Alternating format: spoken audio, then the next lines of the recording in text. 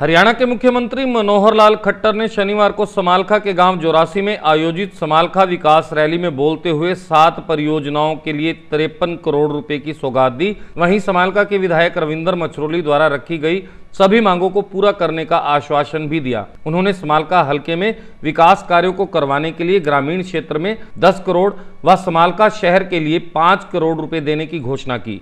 मुख्यमंत्री ने अपने संबोधन में कहा कि सरकार ने बिजली की निर्बाध आपूर्ति को बहाल करने और लोगों को बिजली बिल माफी योजना के तहत राहत प्रदान करते हुए उनके 3,500 करोड़ रुपए माफ किए हैं। प्रदेश के 3200 गांव में म्हारा गांव जगमग गांव योजना के तहत 24 घंटे बिजली दी जा रही है। पंचकुला, सिरसा, अंबाला, गुरुग्राम, फरीदाबाद व फतेहाबाद सहित 5 जिले म्हारा गांव जगमग गांव योजना के तहत कवर किए जा चुके हैं।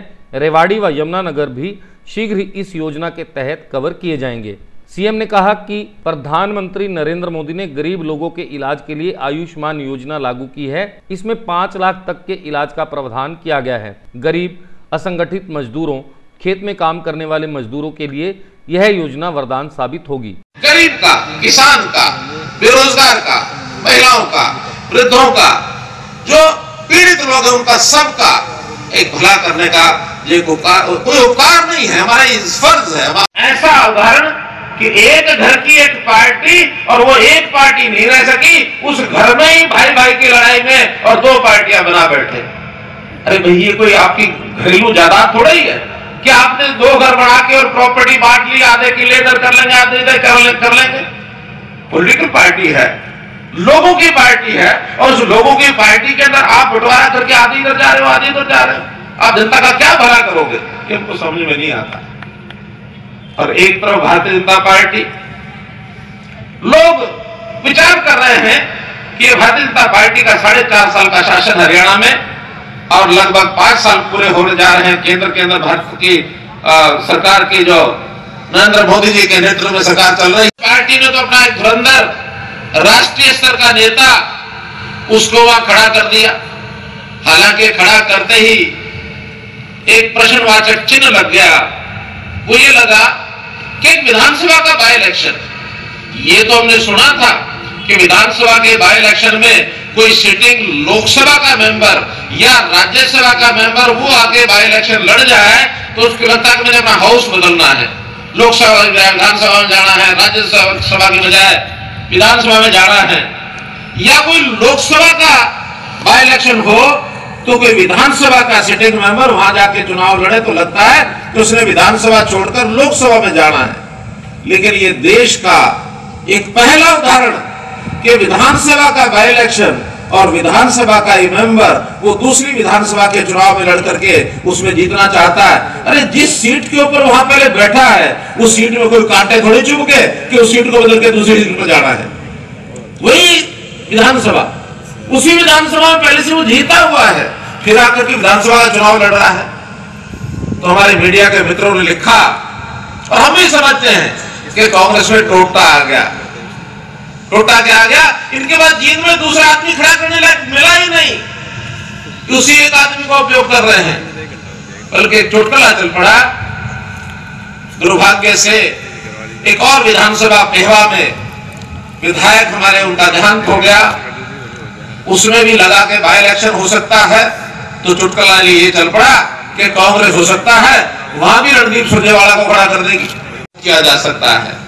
मध्य परिवार जो इनकम टैक्स की दायरे में पहले आ जाते थे 2.5 लाख रुपए। अब ये ठीक है कि इसमें किसानों को तो चिंता नहीं होती, लेकिन कोई व्यापारी है, कोई उद्योगपति है, जो अपना कर्मचारी है, वो 2.5 लाख रुपए की आमदन के बाद उनको लगता है हमको टैक्स देना पड़ता है। और मध्यम वर्गीय परिवार होते हैं 2.5 लाख वाले, मांग थी बहुत, तो मध्यम वर्ग के परिवारों को कहा कि नहीं, अब ये योजना 2.5 लाख की बजाय एकदम 5 लाख रुपया डबल कर दिया है। अब आपको 5 लाख रुपए तक इनकम टैक्स नहीं देना पड़ेगा। और कर्मचारियों को तो उसके अलावा भी एक स्टैंडर्ड डिडक्शन होती है 50,000 रुपए की, वो भी कर दी है। उनको तो 5.5 लाख रुपए का लाभ हो जाएगा। एक गरीब असंगठित मजदूर, संगठित मजदूरों को तो फिर भी सरकारी या प्राइवेट जहां भी कहीं उनको तनख्वाह मिलती है, कम से कम मिनिमम वेजेस मिल जाते हैं। लेकिन असंगठित मजदूर है, ढाबे पर काम करता है, कहीं खेत में मजदूरी करता है, कहीं रेडी लगाता है, कहीं छोटे छोटे काम दिहाड़ीदार जो होते हैं, उनको भी ये कहा कि आपके भी 60 साल के बाद एक सुरक्षा, एक सामाजिक सुरक्षा मिलनी चाहिए। उनको भी सिर्फ ये कहा कि भाई 50 रुपया महीना या 100 रुपया महीना 2 स्लैब बनाए हैं, ये आप जमा कराना शुरू कर दो। 60 साल के बूढ़े होने के बाद आपको 3000 रुपया मिलेगा। अब ये 3000 रुपया सरकार वो देगी, 2000 रुपया हम स्टेट में दे रहे हैं, तो कुल मिला के 5000 रुपया बूढ़े होने के बाद उसको भी मिल जाएगा, उसका सहयोग अच्छा हो जाएगा। मित्रों, ये 2000 रुपए की योजना भी हमने इन 5 सालों में डबल की है। पहले 1000 रुपए होती थी, हमने 1000 से 2000 की है। अलग अलग दावे लोग कर रहे हैं, हम ये करेंगे, हम ये करेंगे। आखिर हम भी बहुत कुछ करना चाहते हैं, लेकिन करने के लिए आखिर सरकार की जिम्मेदारी होती है, क्योंकि सरकार का हिसाब तो हिसाबी किताबी होता है, इधर से लेना इधर देना। कोई पैसों का कहीं ऐसा तो है नहीं कि कोई नोट छपाई तो नहीं हो सकती, नोट तो इधर से लाने पड़ते हैं, उधर देने पड़ते हैं। अब ला रहे हैं, लोग हमको दे रहे हैं, हमारा टैक्स से खजाना भर रहा है। जब से जीएसटी लगा है, भरपूर खजाना हमारा बन रहा है। उस भरपूर खजाने का उपयोग हम विकास के लिए भी करेंगे और जो गरीब जनता है उसको देने के लिए भी करेंगे। एक मुख्यमंत्री 10 साल के अंदर बैठा, दूसरे की बारी लगी हुई कब पहुंच जाए। और यहां नहीं है कोई चिंता, ना नरेंद्र मोदी को चिंता, ना योगी को चिंता, और यही हाल मनोहर लाल।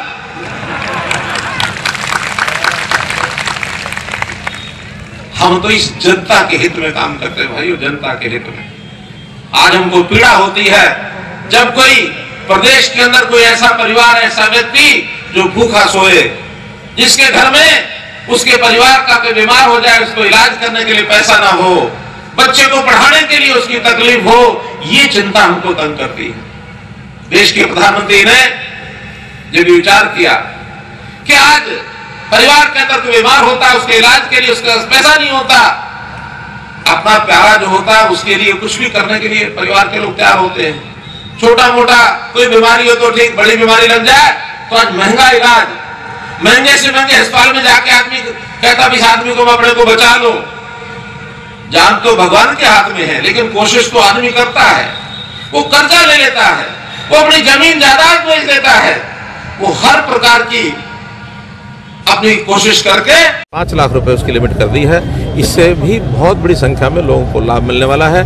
हरियाणा की ओर से तो मैं विशेष उनका आभार और धन्यवाद प्रकट करता हूँ कि जो 22वां एम्स है, हमारे यहाँ हरियाणा में भी एक भी एम्स का हॉस्पिटल नहीं था, तो एक एम्स उन्होंने उसको मंजूरी दे दी है और ये हमारा 22वां एम्स देश भर में होगा। इसके लिए मैं उनको बहुत बहुत आभार देता हूं। सर, आप और जेजेपी दोनों आने वाले चुनाव में गठबंधन में चुनाव लड़ेंगे, तो उस पर क्या कहना है? भारतीय जनता पार्टी ने 2014 में अपने दम पर ये सरकार बनाई है, अपने दम पर ही सरकार बनाई है।